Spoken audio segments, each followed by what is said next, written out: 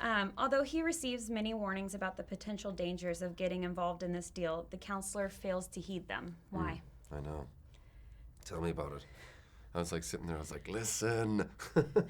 I think because he thinks, I mean, for me, that was a big question.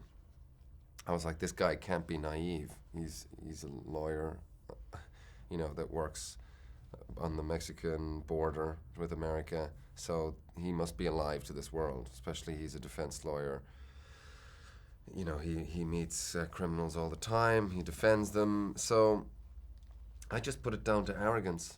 I figured that he just thinks he's smarter than he is, and he feels like he's above whatever comeuppance is coming his way, that it would never happen to him, that he's almost sort of out of that sort of category.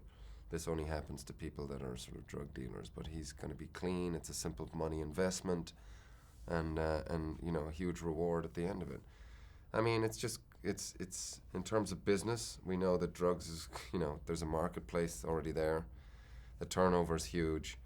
As I say, the demand is there. So so for $300,000 investment, you're probably, he's double that.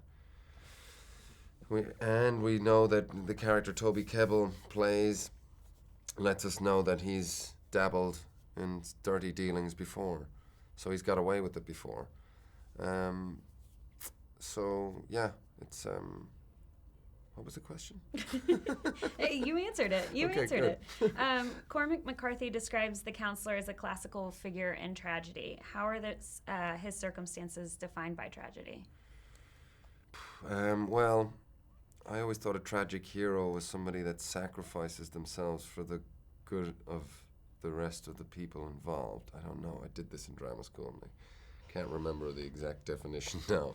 I mean, I think the tragic part is that he doesn't. I mean, Penelope's character is the one that gets sacrificed, so she's probably the real tragic hero in the story.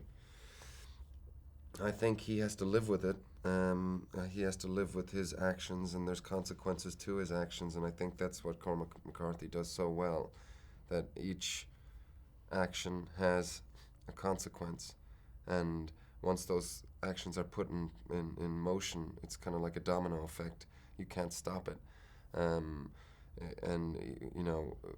It's like a runaway train at a certain point when the counselor realizes that the train's on the move. There's just no way of stopping it, and the consequences are massive. Now, you worked with Ridley on Prometheus and working again with him on this film. What's that like, working with him? It's great. It's just an education. It's just to watch him and watch how he deals with each department, and also the people that he brings.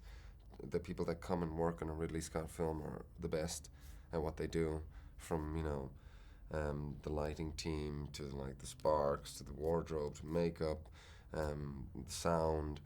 So just try and sort of learn, just try and soak it up, and just love working with him. He's full of energy.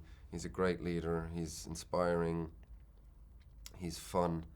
There's a childish sort of element to him.